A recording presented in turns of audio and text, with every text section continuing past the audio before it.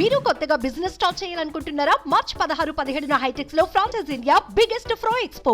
దిల్సుఖ్ నగర్లో సాహితీ అనే ఎంబీఏ విద్యార్థిని గురువారం తాను ఉంటున్నటువంటి హాస్టల్లో ఆ గదిలో ఫ్యాన్కు ఉరివేసుకొని బలవన్మరణానికి పాల్పడిన విషయం తెలిసిందే. ఇదే ఘటన ఇప్పుడు 2 తెలుగు రాష్ట్రాలలో సంచలనంగా మారుతుంది. అయితే యువతి ఆత్మహత్య చేసుకున్న విషయాన్ని హాస్టల్ సిబ్బంది గమనించి వెంటనే చైతన్యపురి పోలీసులకు సమాచారం అందించారు.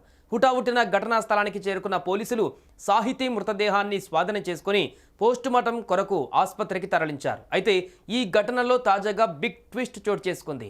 మృతురాలి తండ్రి ఈ కేసు విషయమై పోలీసులకు ఫిర్యాదు చేశారు. ఇంతకు సాహితీ కేసులో చోటు చేసుకున్న ఆ బిగ్ ట్విస్ట్ ఏంటి?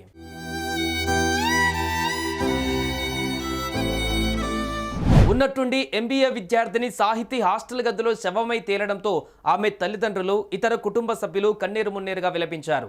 ఈ నేపథ్యంలోనే అసలు సాహితీ ఎందుకు బలవన్మరణానికి పాల్పడిందన్న విషయంపై ఆమె కుటుంబ సభ్యులు చర్చించుకున్నారు. ఇదే సమయంలో మృతురాలి తండ్రి సుబ్బారావు ఓ యువకుడి పైన అనుమానం వ్యక్తం చేస్తూ తాజాగా చైతన్యపురి పోలీసులకు ఫిర్యాదు చేశారు. ఆయన ఫిర్యాదు మేరకు కేసు నమోదు చేసుకున్న పోలీసులు అన్ని కోణాలలో దర్యాప్తు చేస్తున్నారు.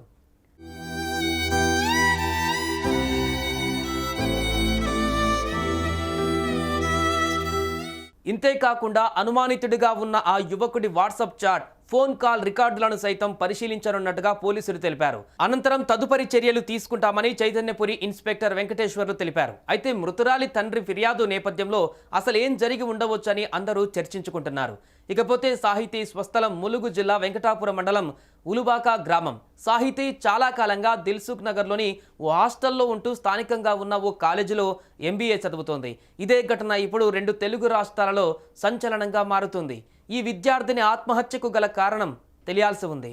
సుమన్ టీవీలో మీ పర్సనల్ అండ్ బిజినెస్ ప్రమోషన్స్ కోసం కింది నెంబర్కి కాంటాక్ట్ చేయండి.